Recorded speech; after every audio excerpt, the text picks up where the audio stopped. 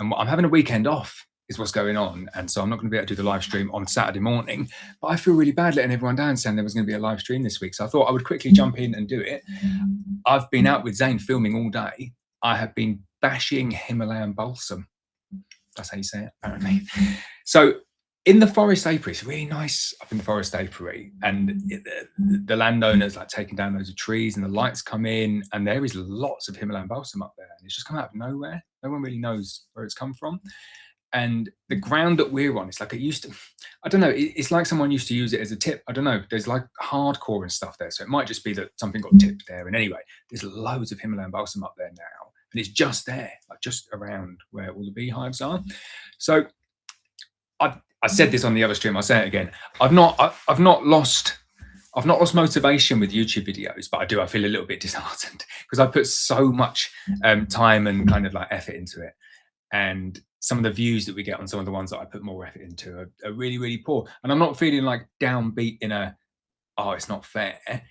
I'm feeling downbeat in a, I know what the common denominator is, and it's me. So I'm trying to take myself, not out of the videos, but trying to, not do, oh, hello, like talk like Lawrence like that. So we're going back through and doing this, and this is what I've been doing with Zane today. And one of the ideas was, well, let's not do the bees, let's do the forest, because the forest is nice, the forest makes everyone happy. So that's going to be the plan, just talk about the forest and what we're doing up there, and like our little seed bank and our herb bank, and yeah, okay, let's make it better, let's do that. And then the first thing I thought was, well, there's Himalayan balsam everywhere, like it's not good as a big embankment like that, we really need to take it down. So that could be video number one, let's take it down. And it took ages, absolutely ages, and it's nowhere near done yet, because we left it a little bit too late. So some of the ones that we were taking up, they were ripe and they've obviously just dispersed their seeds anyway, but there's a lot of it, like we missed some of it as well. So I'm thinking maybe we could organize something next year where I get some help to take out some of the Himalayan balsam, because that'd be quite fun. But I am here to do the chat. So what I'm going to do, there was confusion last week. So I had my settings wrong. So I think only people who RSVP'd within HiveQ could see it. Now it's open to everyone. And also I confused everyone with the Q&A. So I'm not doing the Q&A, even though it's called a Q&A. But I'm here to answer questions, but just stick them in the chat and I will answer them in there. So I've got a few people in here now. I know there's not going to be many people because I just kind of randomly did it out of nowhere, but I've got some things to share on HiveQ because I've been actively monitoring it. It is great fun. My favorite thing that I've seen in there at the moment is, I'll just look at it on there, is from a guy called Alan. Hi, Alan, who has built himself a very nifty, like, cappings strainer, I think it is. It's something to do with filtering honey in a bucket. I've not even looked at it properly, but I love it. I'm looking at it and thinking, oh, that's what we need, because everyone goes through that. Every beekeeper is the same. Every beekeeper starts and thinks, oh, what, bees? Yeah, all right, I'm up for a bit of that. And then, okay, we need to get some honey. Okay, right, we need an extractor. Okay, right, we need something to strain the cappings. Okay, we need a sieve. Okay, and you start to work it all through, and you get the advice, and then you think, maybe there's a better way of doing that. I'll develop something. And everyone kind of goes through that process and gets to a point of equilibrium where they're happy where they are. And maybe that is going out and buying all the equipment and having everything you need, or maybe that is like not buying anything and making it all yourself and just making do and putting the time in. But what happens generally is that people don't get to benefit from other people's knowledge. So you're starting out from that point of zero, which is, right, oh, bees, yeah, I'm up for starting bees, as opposed to starting out and saying, I can't even talk, live streams. Instead of starting out and saying, or looking at what somebody else has done and say, okay, well, bank that, that's for me. I'm starting at this much higher level. And then if you want to innovate on top of that, it moves everyone forward. And that is what I see now on a daily basis within HiveQ. My job within HiveQ is to tag up this information to make sure that it's referenceable in the future. So when someone comes in and they ask a question about what's the best way to sieve honey cappings, it picks all of this up, and all of this is happening in the background. It's becoming a lot smarter, like it's learning the whole time. And then you think of not necessarily the upside, but you think of the benefit to future beekeepers who are not beekeepers yet, but in 5 years' time will become beekeepers. They look over and they say, yeah, I want to keep bees. Okay, what? Join HiveQ, and they join HiveQ. I know it sounds like an advert, but they get access to all that information straight away. instantly. And I'm so up for that. I'm so up for sharing information and trying things and iteratively bringing it forward and moving it forward and then offering it up to everyone and saying, well, like, it's not done. It's never done. It's just we've moved it forward, we think, a little bit. And sometimes you move it forward and you realize that you've not, you've moved it back. But what I love seeing is people being so kind of open and honest in that community and giving the feedback and improving things together. Because there's version 1 of a honey stand that I can see there now. I probably should share it, shouldn't I? Version 1 of a honey stand, but it's definitely going to become like version 2 and version 3, and there'll be amendments and tweaks. Let me just quickly show you what I'm talking about here. There's this one.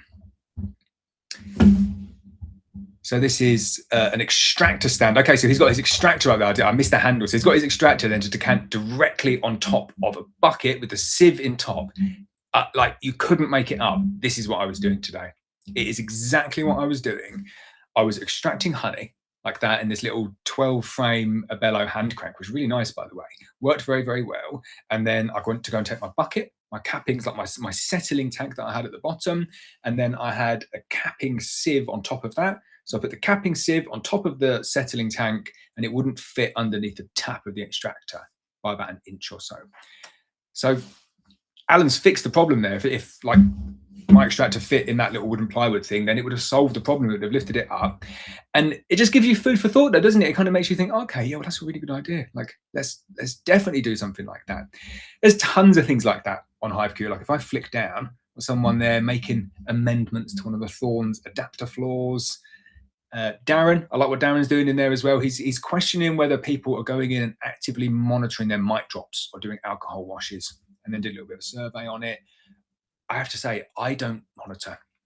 You could argue that I should, but I don't, and I treat using what I know is like a decent combination of treatments, and I see the results over many years that I've got very healthy bees. So it's not top of my list of things to worry about, but there's like 7 comments on there. People will go in. I wonder what people are saying on there. I think the majority of people will be kind of not treating. Ricky Lee says, I say once a week, but that just involves checking the drop trays and witnessing the mites running around when I do my inspections, but was always planning to treat before winter anyway. I think that's the nice halfway house there, which is we're not kind of like not looking at Varroa at all, and we're not blind to the fact that they're there, but we're not going in and making a bit of a fuss over them. We're kind of, we're checking the trays if you've got trays in and seeing what's down there, and you're looking for deformed wing virus, you're looking for active mites, you're looking for small little holes in the cappings, especially if they're offset from the center.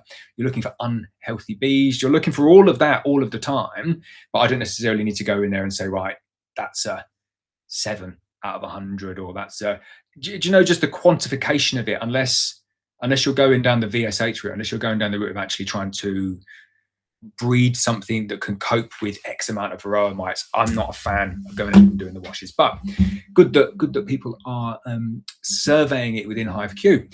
So I'm going to jump back into the chat. There'll be some questions in there now, I'm sure. I'm just going to stay for as long as my wife has actually gone to the shop. So I said, oh yeah, just going to quickly jump on and do a little bit of work. Hello everyone. Right, so Jack Hay says, wild amounts of Himalayan balsam near us, the supers are getting very heavy. It's a weird one with the Himalayan balsam because the bees love it, and I look around and think that's convenient. Like, big apiary full of bees, and there's not that many bees. There's maybe like 12 to 15 colonies of bees there, and it's not surrounded by Himalayan balsam. There's probably it's like, I don't know, 50, 60 square meters, something like that. But it's like there's swathes of it. It's clearly come from somewhere. It's clearly liking it there, and it's clearly spreading. So I see it as a bit of an opportunity just to go in. Like, it's a one-time opportunity. We're quite up a mountain, and I'm just worried. Well, like, it's got up here, so it's only going to go one way, isn't it? It's just going to kind of go all the way down. Could spread everywhere. And at the moment, it does look like it's just confined to like not that much of a space. Like, I can look around and see it all there, and then there's nothing any further. So we're gonna finish it off maybe next week, and then we're gonna go back in and do it again next year, like at the right time of the year. It's too late to be doing it now, really. But I wanted to go in, like, gesture, get it all down, because it was annoying me. But the bees do love it. And as we were taking it down, like, you're pulling it up, and all the bees are kind of like, what are you doing? It's a lovely plant that we are harvesting all the nectar from. But Himalayan balsam it's crazy at this time of year looking at the bees, because it's so obvious what they're foraging on. I love that with Himalayan balsam. You can tell from some plants, like the pollen that the bees are going and collecting from. But not always, that doesn't always represent the nectar that's coming in. Things like poppies, for example, the bees will go out and they'll forage the pollen, but there's no nectar for them to collect. But with Himalayan balsam, you know the nectar's coming in as well, and you know, like, you can't, there's no mistake what the bees are foraging on, because they just come back like completely covered in white pollen. They call them ghost bees or zombie bees, or you have like a white stripe down the back. They're really obvious when they come in. So if you're close to a big Himalayan balsam flow, it's very, very good. Michael says, YouTube keep changing the algorithm personally this year. Michael says, I'm going to start again. Michael says, YouTube keep changing the algorithm this year. I wouldn't take it personally. So I do take it a bit personally, not in a, like, I guess it's not taking it personally. What it is this drive for efficiency. And like, am I spending my time doing the thing that is the best for like customers or my family or me? And like, I know how much work and effort goes into those videos, and as long as there's, it's not just about the views, it's about people getting the value back from it. So if someone comes back and says, or if a few people come back and say, that was a really valuable video, it helped me solve a problem and it fixed X, Y, and Z, or that was a really, like, that was an enjoyable story, you told a really nice story and it was nice, more of this please, then I love that.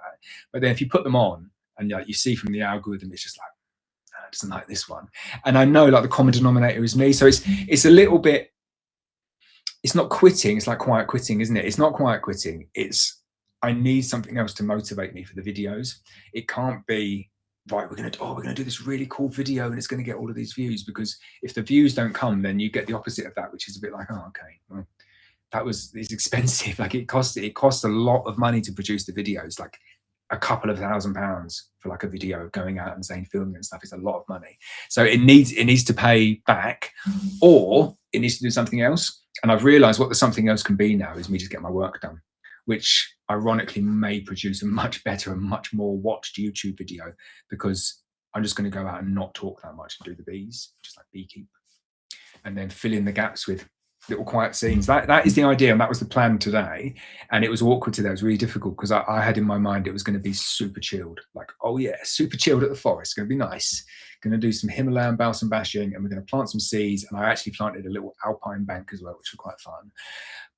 But what I had to do at the beginning was like do a bit of acting and talking, and I hate it, and I'm so bad at it. And then when I can't do it, I get frustrated, and then we're on like 6 takes of talking, and what's the point? If no one's going to watch the videos, what's the point? So I'm not going to stop doing the videos because I have to do videos, but I'm going to stop talking as much in them, and I'm just going to let people enjoy the bees and let people enjoy the forest and let people enjoy the silence, just not talk. And it's nice, like, it's a nice way of thinking about it. And then all I think is that it doesn't matter if the videos tank, because at the end of the day, the literal end of the day, I've got loads done. Like, I've gone out and I've inspected 50 colonies. I've done the swarm management on 50 colonies. And the video is going to be me just going around doing stuff, not really talking, but and not even like, I'm giving away all my secrets now, but not forcing it. They need to be authentic, and that is the word going forward, I would say. So anytime you hear me saying, oh, talking like that, you have to slap me around the face with a fish or something. Don't do that. Jason says, the first question, let me move it over a bit. But my mouse doesn't work. You just can make it up. Right. Sorry for the awkward silence in the middle. It's just I can't read what it says. Jason says, hi Lawrence, I have a question. I've got 2 nukes at the start of July. Both hives are doing well. One more than the other. The stronger hive is covering 10 frames, so I added a super. It's been on there for 3 weeks. After yesterday's inspection, they haven't touched it. Should I take it off or leave it on with a little feed? Good question, Jason. And this is where a lot of beekeepers do get caught out, because what you're asking the bees to do there is perfectly normal. You're saying the brew box is full. Yeah? So I'm going to add a queen excluder. I'm going to put a super on, because once the brew box is full, the bees should go upstairs and gather honey and put it in the super.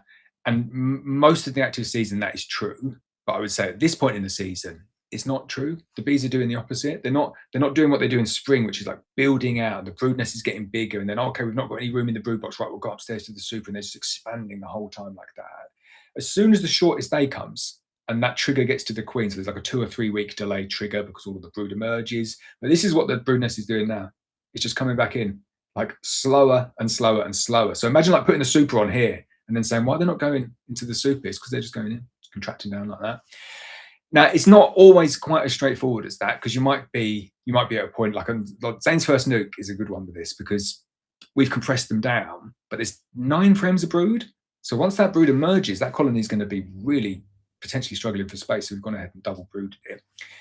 But I wouldn't push it this late in the season. A colony that's not yet touched a super, to get it to a point where, even if you had drawn comb, to get it to a point where they've filled that with honey, capped it all over, you'd need, I would say, at least 2 to 3 weeks, and you'd need like superb weather and all the rain that you're kind of probably not going to get.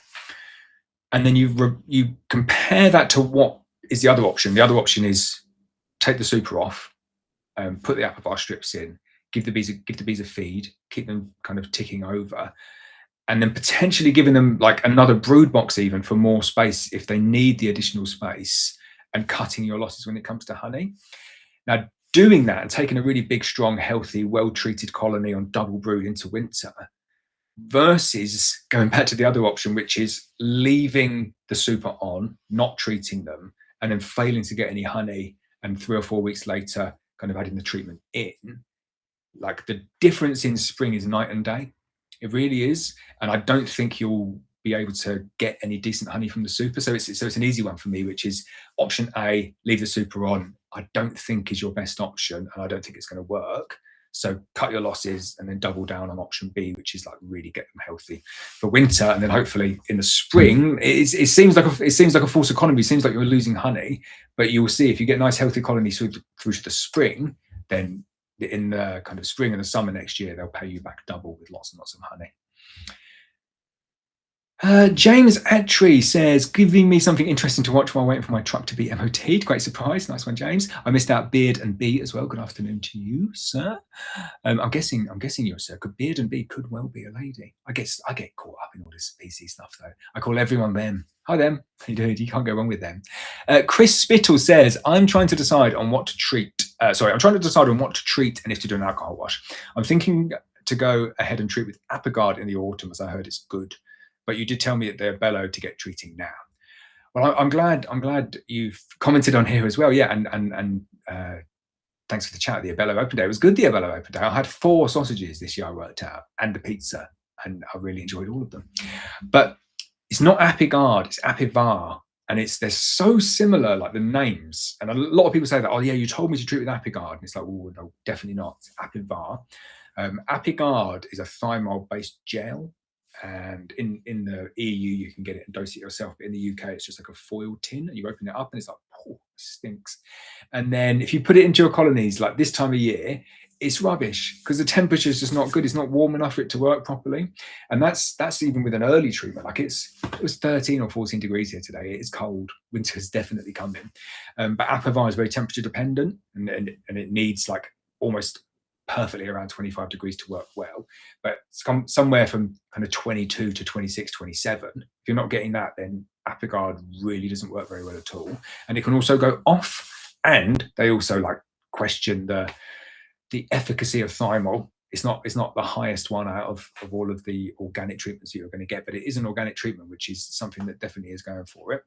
And then the Apivar is what I recommend at this time of the year, and it really does make a difference. Like we're still kind of probably about a week and a half ahead of the cutoff, and the cutoff is a healthy cutoff. The cutoff isn't like, oh wow, yeah, you're treating after the cutoff. If you went 20th, 22nd of August, I'd say that would be fine as well. It's just trying to get people away from treating back end of September. Because it's way too late then. But if you're going in, making the calls now, taking supers off, putting treatments in with Apivar, not Apiguard, and then taking them out after 8 weeks, and then doubling down with a different treatment, an oxalic acid-based treatment around November time or December time, depending on when you get your good trigger to kind of identify that the colony is, going to say hopelessly broodless, not hopelessly broodless, to identify when they are broodless, then that combination of Apivar, which is that like heavy miticide, amitraz, which is a chemical, and then oxalic acid as a sublimation is a really good combination to get for Varroa where you need them to be, which is as low as you possibly can get them. David Coulthard says, can we have a video on I can't talk today. I get to the evening. This is why I do live streams in the morning. I get to kind of 5 o'clock and I start talking like a slug. I'm going to do it again, David. David says, can we have a video on oxalic acid treatment? After following Black Mountain Honey this year, I want to follow up the strips with a winter treatment of oxalic. Cheers. I think I got a surprise for you, David. Yeah, if you go back into 14-day Beekeeper, which I know you've got, and pretty much everyone is going to have 14-day Beekeeper, aren't they?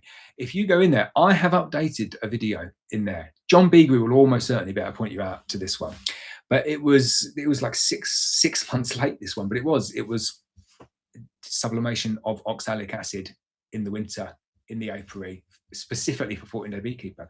So that one is there. If it's not there, then give me a shout.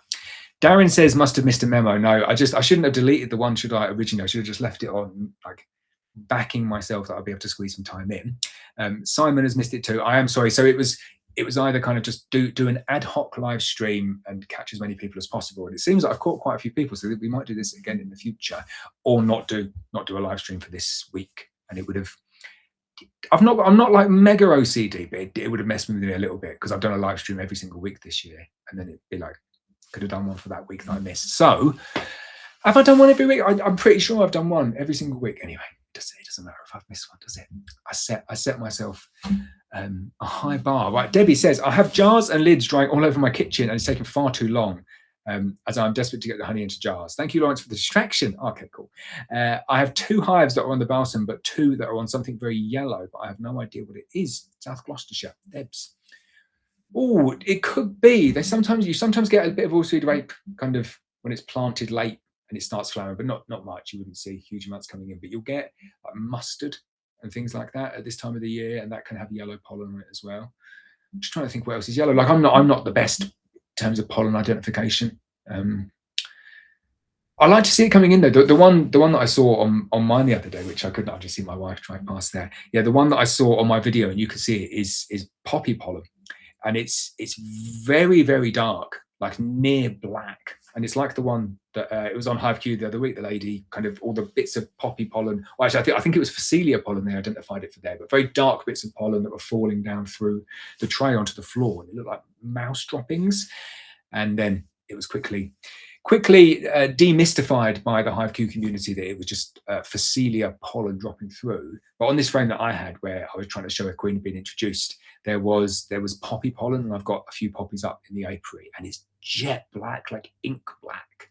Absolutely, just look at it and just think, oh, it's just a really strange thing. You don't often see like a food that's that black. The only other one I could think of is squid ink. But yeah, I don't know what your yellow one is, but yeah. I don't know. I'm not going to guess. I'm going to go on to Darren. I'm trying to think of 2 things at once there because my wife has driven through. So I'll give it 5 more minutes, and we'll see how long it is until she comes in and says, what are you doing? Why are you not ready yet? Darren says, I got some of the licensed American multi-fram Lang hives delivered yesterday, and they've made them bottom bee space. Fine when using their kit, but if I use a wooden super on a poly brood, frames will sit right on the queen excluder. An issue, do you think? It is an issue for your use case. Yeah, it's a bit frustrating that the mixing of bee spaces it's a difficult one because I prefer top bee space. So when Abello did the top bee space for the 12 framer, I thought, this is nice, because just easier to kind of add bits on, and I don't know, I find working Langstroth with top bee space a lot easier. But then unless you're using all of that kit, you do introduce the kind of the double bee space or the no bee space issue, and it is a big issue. Like I've got a few boxes like that where like the bee space is incorrect, and then you have to remember to do something, and then you always forget, and then it always either sticks everything together and you pull out a frame and squish a queen, and like it always goes wrong in the worst possible way. So there'll probably be a way around it though, and this is the thing. I think a lot of them when they're top bee space, going to bottom bee space is a lot easier to manage. It's quite easy to do. You can just imagine if you've got like a top bee space box, Darren, you could do it. You could 3D print something that sits on top of the top bee space, so that when the lugs sit, they're flush with the top, converting it to bottom bee space. It's so confusing. Like anybody listening to that would be like, what? Say that again? But it makes sense. But doing it the other way, so converting bottom bee space to top bee space, the only way you can do it is by lifting up the rim, which becomes, I don't know, you can do it, but it's not going to last very long. And it's a bit of a faff, so it's much better to get all of the bee spaces correct at the beginning. But I do like, not to say that I've tried them. I have tried the new put together Langstroth hives. I've not had the multi-frame ones yet, but like Serenity have been doing that for years. So that was the original Serenity design, and there's so many things wrong with the Serenity design. But the thing that I liked about it was that you could, you can flat pack it. You can get a pallet of hives, and you put them all together, and it's like 20 hives or something like that, ridiculous amount. Whereas a pallet of assembled hives, it's 8 hives. So you can get you can hold a lot more in, which is obviously good for like shipping and stuff as well. Just much less space and much less oil. And I appreciate that poly is a petroleum-based product as well. But it is the credentials are improved by the flat pack nature of it. But the Serenity one was a mess when it came to the actual design. And strangely enough, that came back to, I'm pretty sure that it was originally designed as a top bee space hive, as the feeder, the polyashfalt feeder on the Serenity box doesn't have a rim, which indicates that it would work on a top bee space design. And then they moved it up, and then they never modded the feeder, which is why the Serenity polyashfalt feeder, like the only other one on the market, does not work. You can't add it on unless you put some rims on it, which is the right old faff. But I do like the fact that you can flat pack together the Langstroth. And when I put my ones together, it was good. It screwed in, the little plastic rebates and stuff like that. So I think there's a future in it. I'd be surprised. I kind of look, I don't know the economics behind like the way that the current molds are made, but I'd say going forward, like if Abella were going to do a different version of a hive, I think that would be the one to do. I can only imagine that the setup cost would be much less, the transport cost would be much less. Everything kind of is reduced cost about it, but the quality is actually quite good once you, especially if you've got the time to glue stuff together. Like if you put that together and glued it together and put the screws in there and let it set, like that's much stronger than the normal molded poly, because you've got glued joints, and then you've got big massive metal reinforcement screws at all those locations, kind of crossing angles with each other. So you end up with a superior product, but you've got to obviously put the time in to make it superior. But it's nice. I did that with a number of my Serenity ones. I kept some of them so you could take them apart again, and then they kind of work their way loose. But then some of them I glued them together with like a Gorilla Glue, like a polyurethane glue, really big screws, and they're bomb proof. Whereas the Abella or most polyhives at the moment, if you drop in a polyhive full of supers, they just kind of pop open. But if you've reinforced all the corners with glues and screws, they don't, and it's strange because I have done it. I have dropped one where it's one of these solid construction ones, and it's kind of easier to fix the ones that haven't been done like that, but the majority of them don't break. So there we go. Going just waffling on now, Darren. I don't know what's going on. Simon G says, "Big up the balsam plant tree of heaven." It really is for the bees, and it did. I felt a bit conflicted today doing it, and I think it's the right thing to do. I think it's the right thing to do there. There'll be balsam elsewhere, and the bees will find tons. It's not like I'm taking away their only food. I just think that, especially where this balsam was, it's on you'll see it in the video. It's on a really steep slope, a mega steep slope. And we've gone in and we've taken it all out, and there's just nothing there now apart from loose soil. So when the rain comes, which is, it's not rained all summer, is it? So it's gonna hammer it down. It's just gonna wash away the whole bank. And then that's not what we want. We want like some nice plants and stuff in there. So I'm gonna get some buddleia in there. That's what I've decided, because there's buddleia there already, which is not reinventing the wheel, but like put some nice big buddleia in there, and maybe take some cuttings from what's already there to not bring anything else in, and then try and reinforce the bank a bit. I might even put some grass on it. I think grass might be quite a good thing. It's not like grass isn't the best thing, but just to stop the balsam taking over. There we go. Debbie says, "Don't forget that it's a busy time of year for all us beekeepers, and also holiday time. Please don't be downhearted, Lawrence. You're fab." Oh, thank you, Debbie. That's nice of you to say. I've not come on here just to kind of like moan and stuff, but I felt a little bit like that recently. You'll see the difference in the videos. You'll see like the change in frequency of the videos, like things like this, like Zane's first nuke. I've loved doing Zane's first nuke this year, and it started off, and it was going to be all nice and fun, and obviously it's not gone that well, but we did videos today, and Zane is happy. So I think there's a nice happy ending coming to it, but it's a lot of work. Like it's a lot of work, and it's a lot of money and a lot of time that goes into those videos. And it gets to a point where it's like, oh, we need to do Zane's first nuke this week. I need to go up and do that. And then it puts like you know what it's like to be. It's a busy time of year for all us beekeepers. It is, and then trying to squeeze like weekly episodes. It's going to be probably 22, 23 episodes by the time that one's done. It's things like that. So next year there won't be a Zane's first nuke. It just can't happen. But like Zane's great, so Zane's just going to be weaved into like every video I think going forward.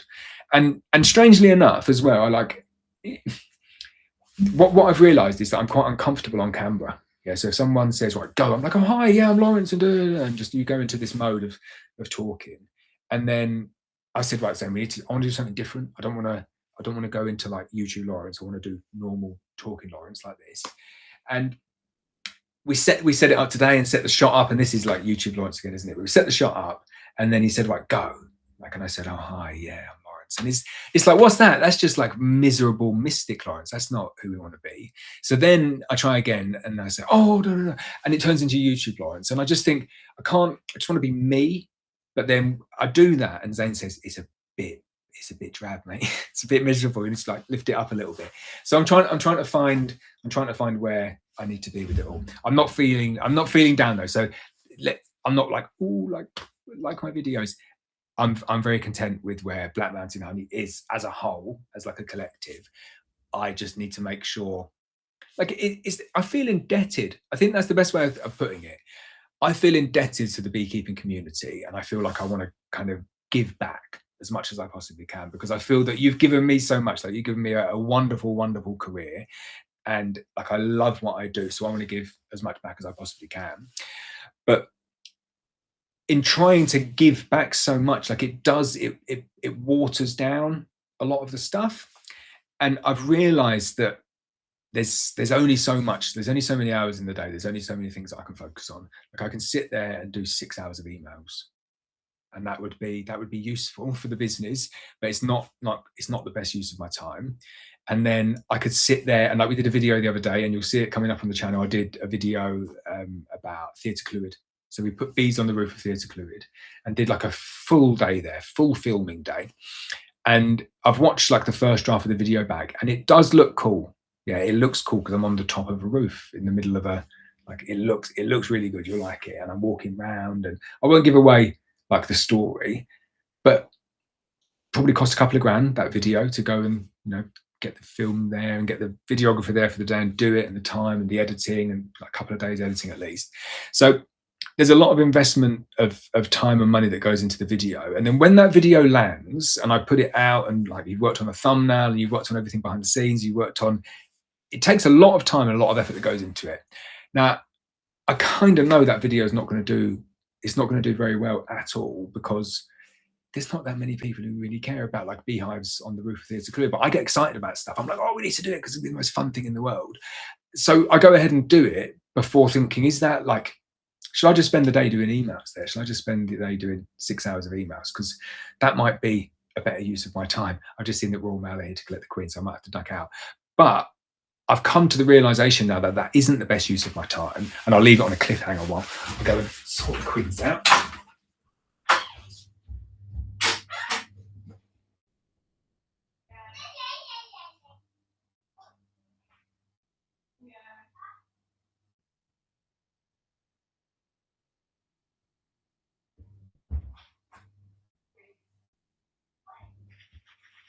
I just realised everyone can still hear what's going on there. So, sorry about that. It's casual Thursday. That's all I can say. It's casual Thursday, just in and out. I'm checking, yeah, my audio is still good. Okay. So the queens have been collected. I had a couple of emergency queens to send out, let's say. Right, so where are we going next? Simon G says, you've got to respect the bee space. Right, Simon G, I've got a surprise for you. Yeah. I went out yesterday to do my honey extraction mega mix. I don't know, it's like I'm video calling just friends here. But I went out to do my honey extraction mega mix, and I took some, I got the one colony that did all right, the one colony that I went and did what I said, teach everyone to do, went and did it on this colony, and there's like 150 pounds on it, and the frames are just perfect. And I've got a mixture. I've got some that aren't spaced very well at all to show the difference. I've got some that are on normal castellations. I've got some that are on Simon's kind of like slimmer castellations, and some that are on the wider castellations. But all of the ones that are on like the proper spacing, oh, wait until you see how nice the footage is, because it's all in the prep. And you'll get some beekeepers who know this year, and you'll get some beekeepers who are cursing this year, because you get to this point and you think, well, beekeeping was easy, wasn't it? I've got all these supers. Look at all those supers there. Right, honey extraction time.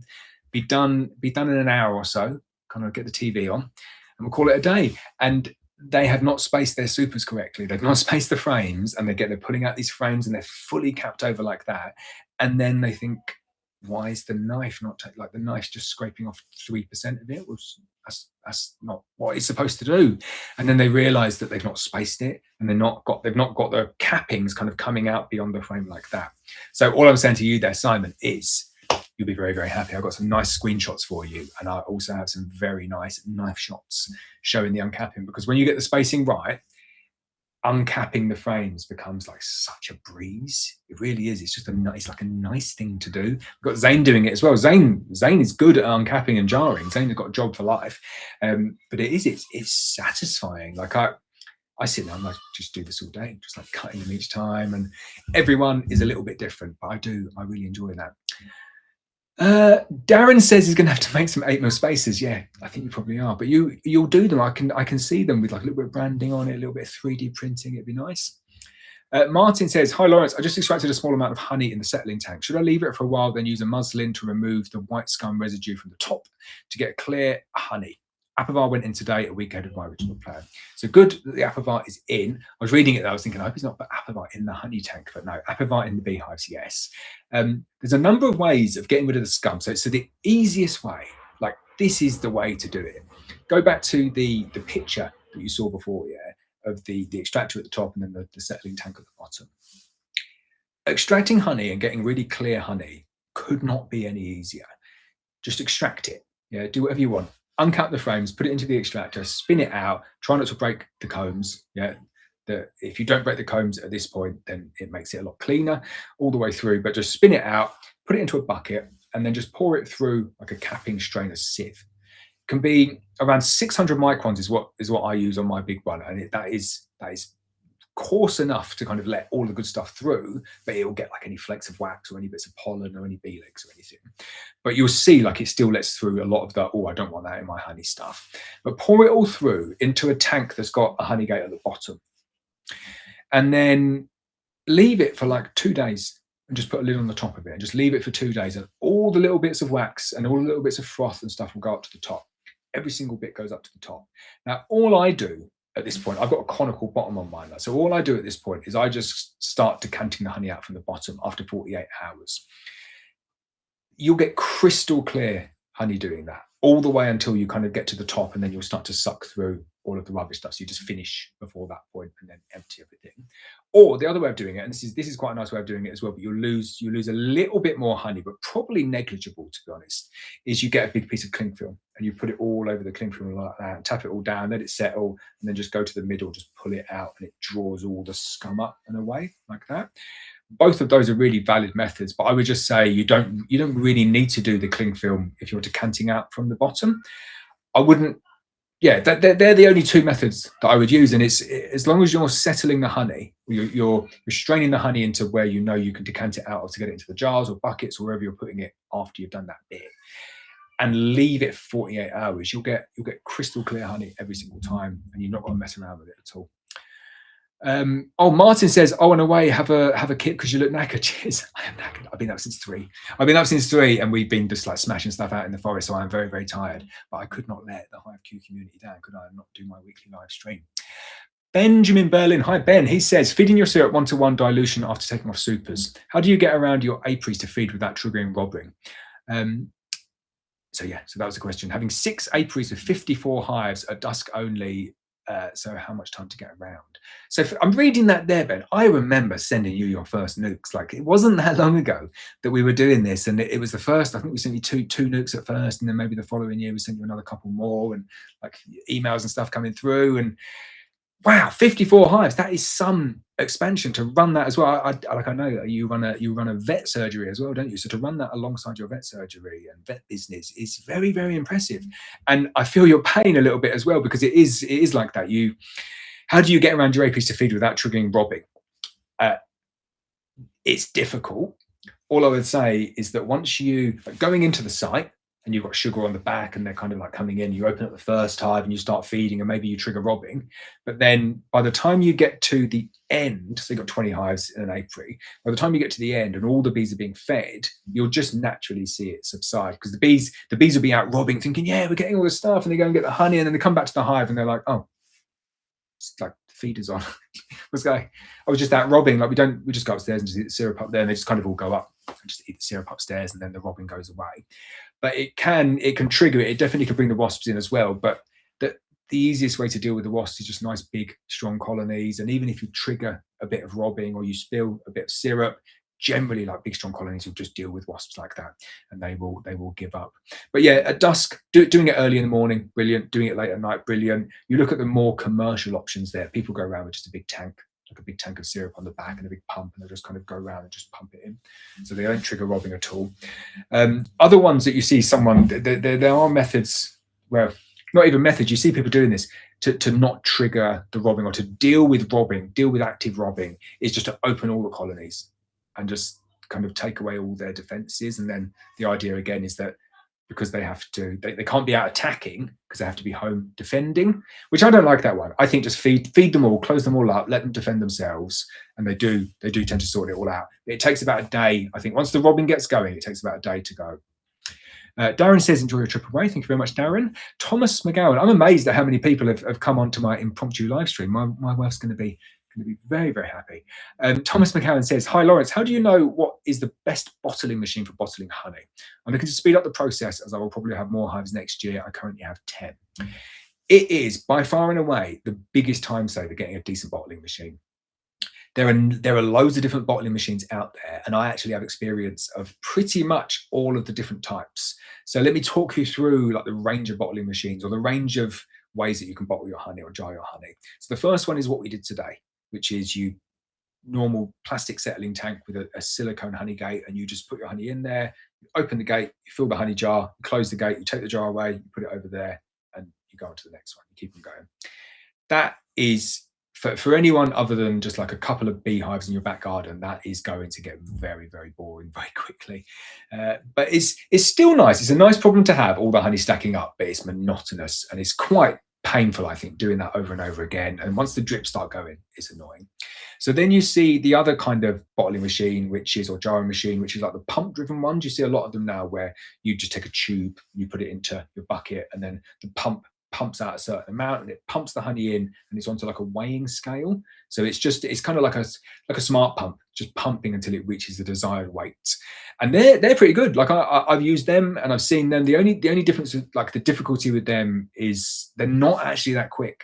So they're quite repeatable, but they're still, you have to go up to it, push the button, and it pumps a bit out, and then you have to take the jar off and put the one back in. So it speeds it up quite a bit, but it doesn't give you anywhere near the speed savings of some of the better devices.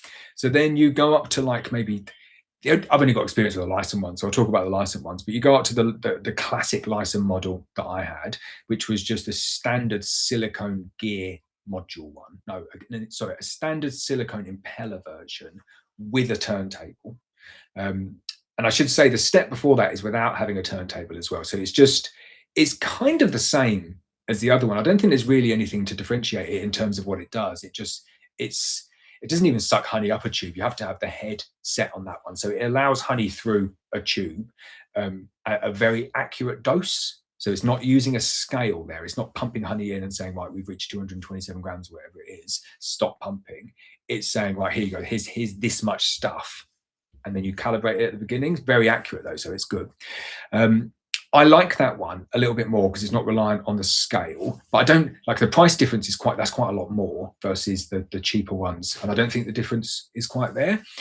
And a lot of those ones there don't come with a turntable as well. So you're still like putting a jar on, pushing a button, honey comes out, you're taking the jar off like that. All of those, once you've gone through the process, you still need to get the lid and put the lid on like that, which is, it sounds like a really silly thing to say that, but it's the next step of the process. It's the doubling of the process. Every single jar needs that.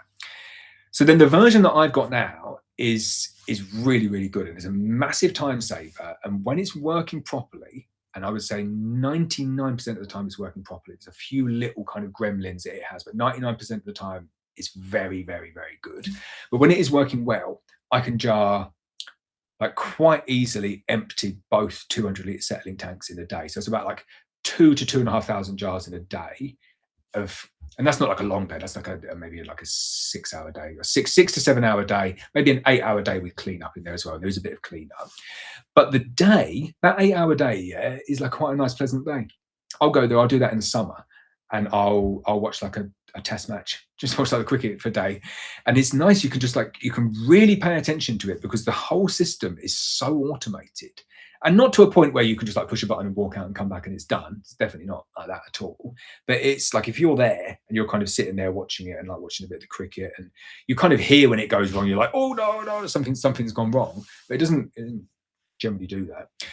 The one where it does go wrong is where it double clicks sometimes and you get like a bit of honey going down. You just got to clear it up. But the benefit of that one is you kind of build yourself into a little system. So the other ones, the system is this: you go and get your jar, you put your jar down, you push the button, the honey comes down, fills the jar with honey, and then you put the lid on, you go and put the honey in the honey box. Whereas the system for the conveyor one's very, very different. I sit myself there and I'll have the honey conveyor and the turntable in front of me. I'll have empty jars on one side, and then I have like a lid conveyor, like a bucket in the middle of the turntable that's filled with lids. And then I sit there like this. All I'm doing is I'm just taking new clean jars and putting them on the turntable. It's kind of, that's one job, just doing that consistently the whole day.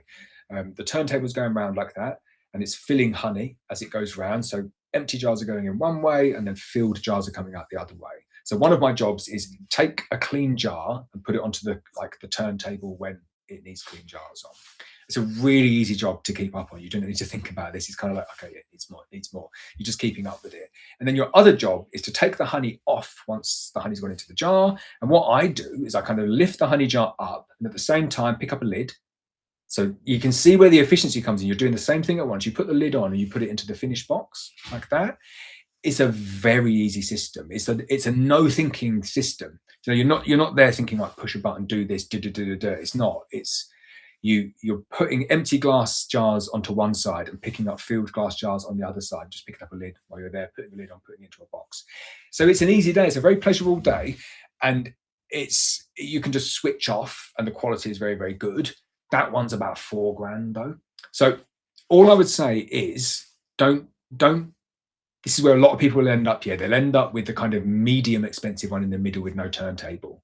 And that's the worst one. That's the one that I wouldn't go for. I would say either go for one of the pump ones, the cheaper pump ones, which will give you a really big step up from doing it manually, but won't give you all of the time savings of the turntable, or get one with a turntable.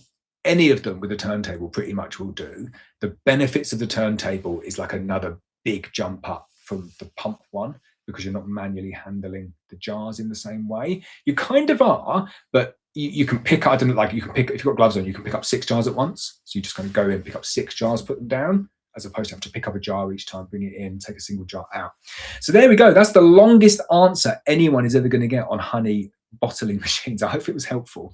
But they are lots and lots of fun. So I've not come down to the bottom. How many more are there? No, we've got a couple more. I'm going to get to the bottom. I'll get to the bottom and then we'll finish. Alex says, oh no, that was Darren. Oh no. I miss it. There were a lot more. Okay, we're getting there. Chris says, thanks for the chat at the Abello Open Day. It was great to chat, and your advice with the YouTube channel will really help.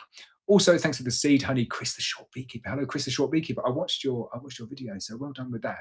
And good luck with the seed honey. A few people have got that seed honey. I reckon I bought 20 jars or so, and most of them went. So you can compare notes at a later date. I think Darren might have got one. Darren says, just in case it gets covered, one last question. When cleaning your extractor once you are done, is it cold water rinse, soapy water, and then more cold water rinse? Would you then use something like Milton or sterilize before using again? So it is, just cold water. Don't ever use anything warm in there. It should come with a big warning on the side, isn't it? No warm water, because I thought that, surely hot water, like it's sticky. Hot water is better than cold water. Everyone knows that, Darren. But no, it does. It smears the wax, and then you can never get it off. So yes, just cold water. That's all you need. Just get if you get a hose attachment to your tap, and just spray it around like that. Depending on which one you get, you can spin the cage with it on as well. But some of them it will really knacker them out. So I'm not 100% sure. I don't think you can do that on your one. Depends whether the motor's mounted. The motor's mounted at the top and you've just got a spindle and then a really high connector. So it doesn't get rusty underneath. You can just like swish the water around, but most extractors won't let you do that. So just spend your time with like a hose, food grade hose, and just swish it all around like that. Do that many times, and then I use, I don't know what they call it. It's kind of like Milton, but it's like a food version. Milton would be a food version as well, and because it's sterile. But it's a food grade cleaner, degreaser, and sterilizer all in one. So it's like a very specific product that we use, and it's good. You can buy it on, I forget the name of the company now, like the cleaning companies. I'll put it on there. I'll put it out for people. It's no secret, but it's very cheap. So you pay, I think it's like a tenner for 5 litres or something like that, and you dilute it like 1 to 10 as like a spray. But what's really nice with that is you can dilute it for different strengths for different things. You can use it for different things as well. So all I do is clear the extractor out with a hose, just kind of go around a few times, swish it out, get all the water out, do it again, just cold water with a hose, get everything out, and then you get your sprayer, just kind of spray all the inside, all the areas like that, let it sit, and that's a cleaner and it's a degreaser. So it will, any bits of wax and propolis and stuff, it will work on them. And then you just, the sound technique works now, but spray it all off again and then leave it, spray it all again and leave it for like the set amount of time. And there'll be on our data sheets, there's a contact time. So it says, well, you just spray everything. It gives you different times for different surfaces, but spray everything, leave it for this amount of time, and then it is sterile. And then you just rinse it off. Some of them you can get like no rinse ones as well, where you just spray it all on and leave it, and then you don't need to rinse it. But why wouldn't you want to rinse it? Just rinse it all off. It's easy to rinse it all off with the again, and then that's good. And that's it. It doesn't. The thing is, you got to think of it from like a health and safety point of view. Imagine you're a food hygiene inspector, and you're going in to someone to check like their honey extractor, and you maybe go in and look at it, and you're like, yes, yeah, it's clean, but it's not like perfectly sterile, let's say. Like, what's the risk really? And I know, like I'm saying that as devil's advocate here, because obviously it is important to have a sterile extractor, or not even a sterile extractor, a clean extractor. It's important not to kind of spread any diseases or make sure that everything's completely compliant. But looking at it from their point of view, like comparing that to like a company not handling meat properly or not keeping the food at the correct temperature, so you kill people, whereas honey is very, very, very unlikely to kill anyone, even if it's not handled very, very well. So that process there is a brilliant process. That's our approved process, which is swill it out again, give it a good clean it with a spray, swill it out, clean it again, and leave it as a contact time, and then clean it, like rinse it one more time, allow it to dry, good to go, and then just close everything up, put the lids back on, and it'll be ready for next time. Alex says, love these chats. I learned so much. Thank you, Alex. New beak this year. Got a nuke from you in May and 3 hives now. Extracting this weekend. Have a well-deserved rest, Lawrence. Oh, thank you very much. I'm going to enjoy my rest. I certainly am. I'll put my phone on silent for a little bit. Ryan says, hi, Lawrence. Do you use a sterilizing process for your jars before jarring? For example, soapy wash, then heating. It does annoy me but like some councils and some, I forget what they're called, institutions insist on stuff like that, because it just seems to me like not unnecessary, because obviously there needs to be a process in place to ensure that there's nothing's going in the jar that shouldn't go into the jar. But I just think for a lot of people and a lot of processes, going through the process of cleaning the jars, putting them in like a dishwasher, taking them back out again, leaving them open to like the environment to dry and stuff, like the risk of contamination is great. The jar might be empty, the jar might be fine, and then you've put like cleaning liquid in a jar and tried to clean it and then dry it. And do you see what I mean? It kind of potentially solves a problem that isn't there, and then adds in its own very distinct problem, which is exactly the problem that they were trying to like solve at the beginning. So it does frustrate me that I think the majority of commercial operations now will have a process whereby they're either washing them themselves on scale, or they're buying them in pre-washed, or they've agreed a process where they don't need to wash them because of the manufacturing, and they are just pumping air in to eject all of the debris out. I have just realized that someone has come around to get some queens, and Tom is outside, so I'm going to say hello to Tom. We are going to end it there. That is the end of the episode. Hopefully you enjoyed that one. If you're watching this secondhand, I shouldn't call it secondhand, should I? But if you're watching this on 14 Day Beekeeper and you want to get the live streams, the only place to watch it now is over at hiveq.com. So I hope you all have a brilliant weekend, and I will see you all next week.